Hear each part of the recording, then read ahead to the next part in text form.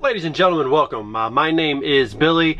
This is a video that is a sort of, I guess, a response to a video that Mikey Newman did from Film Joy and Movies with Mikey. He had a video a little while back which was basically a call to arms, which was him talking about lessons that he'd learned from animation. In that video, he goes over a couple of movies he watched as a young adult and a child, and what that means to him as an adult. And at the end of that video, he asked for everyone to kind of make their own video and see if it could be something that people could just look online to find different lessons people learn from animation. And of course, I would definitely recommend you watch that video. The link is in the description. So about a week ago, I rambled into a camera for about 15-20 minutes and gave my thoughts on it. It's not necessarily the looking at a movie from my childhood and interpreting it as an adult. It's more about how certain animated programs maybe influenced me in a certain way and helped me get through some tough times. There's a whole story that I'll go into it. Hope you enjoy it.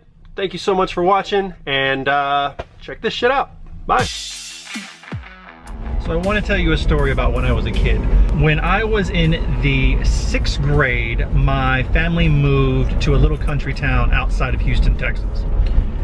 Before then, we were closer to the city, and my mother told me that I would be able to finish out my school year, which was the 6th grade where I was, instead of going to a new school for 2 weeks and having to deal with all that and then having nothing to do for the summer. Even though I wouldn't have had anything to do for the summer if I would have moved after the end of the school year. So about 2 weeks before the end, my mother told me that, hey, we were gonna actually, we couldn't make the trip from here to there anymore, and you were actually gonna have to start this new school on Monday. And I was like, oh, okay, well, I'm in 6th grade, what am I gonna say? No, it's not like I can walk. Then the day before, which I believe was, actually I didn't go there that Monday. They got me signed up that Monday. But that Monday, around 4 o'clock, I saw my first episode of Batman the Animated Series. It was the episode where Ra's al Ghul first appeared and kept calling Batman detective. And it was a two-parter. The first part ended, and I knew that I wouldn't be able to see the second part until I got home from school the next day. So in a weird way, what this show did for me was gave me something to look forward to after that first day in a brand new school that I've never been to. And no matter what happened that day, I was able to get through the day and go home and see the second half of the episode.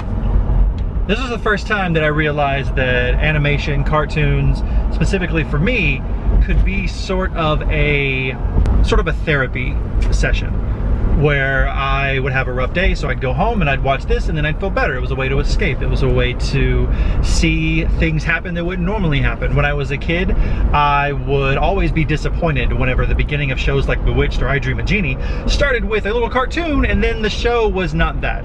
So it showed me that cartoons could be way more. And of course I like things like Tiny Toons and Animaniacs and things like that, but I did not really want to be an animator until I saw The Simpsons. Now when I saw The Simpsons, I thought it was the funniest thing I'd ever seen. I was super young, I was like 9 or 10 when it came out, and it was hilarious.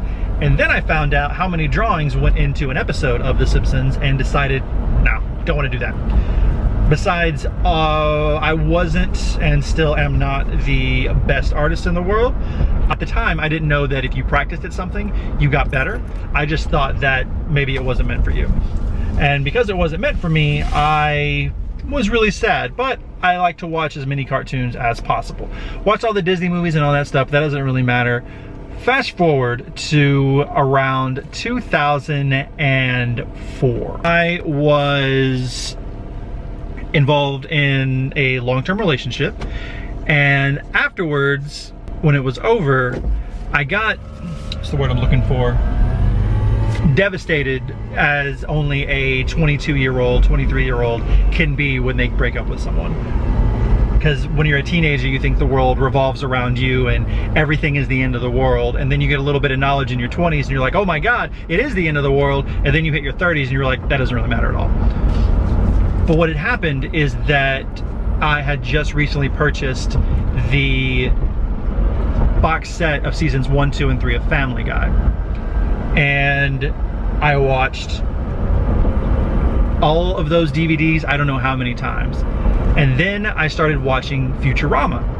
And I didn't watch Futurama until, honestly, till after it was canceled, because I just didn't know. And what this was, it was a way to escape. It was a way to get away from all the heartbreak and everything going on in my regular life, and really just kind of laugh at something. And eventually, because of this, I ended up letting my guard down.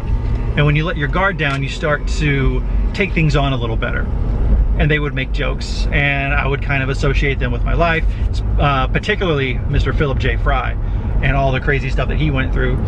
And because I let my guard down, I was able to watch these shows in a way that made me understand that it's not the end of the world, that life goes on. And in a way, watching TV got me off the couch. Watching these animated shows got me off the couch. It let me go out and realize that everything was going to be okay. And that cartoons specifically will always have a special place, because I know that regardless of the stories they're telling, that's not as important as the characters who are telling the story. And those characters will always have a special place in my heart when it comes to everything that they do.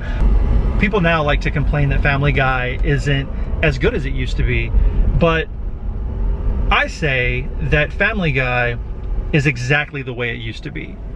You're the one that's grown up. And I think that's important, because whenever I look back on it, I don't look at Family Guy, even now, even brand new episodes, I don't look at Family Guy with the mind of a 37-year-old.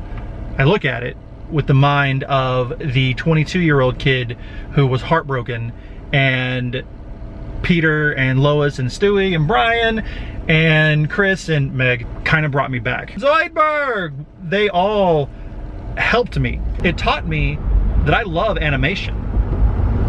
And when I was an adult, that love of animation, and I didn't know it at the time, got me through some really rough slumps. Because whenever your heart gets broken, everything kind of collapses on it.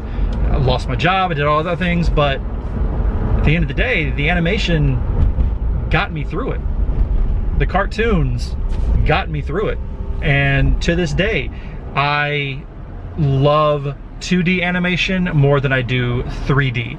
I see a game like Cuphead or Street Fighter 3, and I see all the frames of animation, all the love and care that went into something like that. And then I just think that they're doing that for me. Animation is therapy. It is a way to recover. It is a way to get off your ass and go out there and meet somebody. It's a way to connect with people once you do get off your ass. You've watched all these cartoons, you've watched Futurama, and you've watched Rick and Morty now, and you find someone to talk about it with and their eyes light up, and you're able to connect over that. The other day at work, I saw someone on their phone, like in their lap, trying to hide it, watching Pokemon cartoons. Don't hide that shit. Love what you love, and animation taught me anything. It's that no matter how low you get, it's never the end of the world. Yeah, that's it. Peace out.